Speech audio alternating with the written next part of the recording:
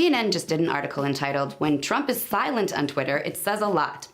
In the article, the writer actually analyzes all the times President Trump hasn't tweeted.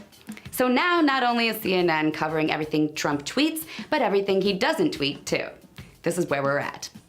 The article is pretty lengthy, considering all it does is talk about the president's tweets, or rather the tweets that are missing from his timeline.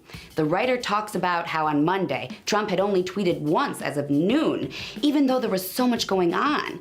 There was the US ship that collided with a merchant vessel near Japan, there were 7 service members wounded in Afghanistan, there was a deadly attack on Muslims in London, and there was the news that the US shot down a warplane in Syria. Lots of news going on, and the president wasn't tweeting about those things.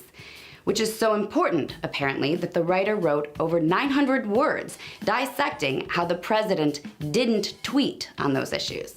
He goes to great lengths to talk about how important all those news items were, and I agree. They were all very big news that does deserve attention. They were all so much more important than, Trump's Twitter account. But by this article, you'd think that Trump's Twitter timeline was the only place we can possibly get official statements from the president, and therefore that's the news.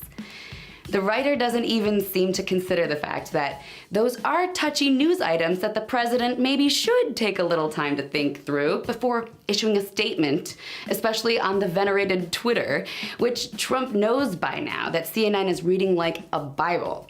Seriously, first they complain that Trump tweets too much and that it's embarrassing and we must look at it. And now they're complaining that he doesn't tweet enough.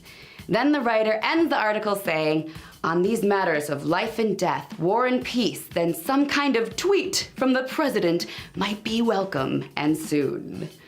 So dramatic. Talk about embarrassing. Twitter is the distraction, people. It's not policy, it's not legislation, it's not even official. It's a silly website with a silly name. And CNN is taking it so seriously. So either they're too silly themselves to not realize it's just a distraction, or they do realize it and are just embracing their role in the idiocy of it all. Either way, their obsession with Trump's tweets are way, way, way more embarrassing than the tweets themselves.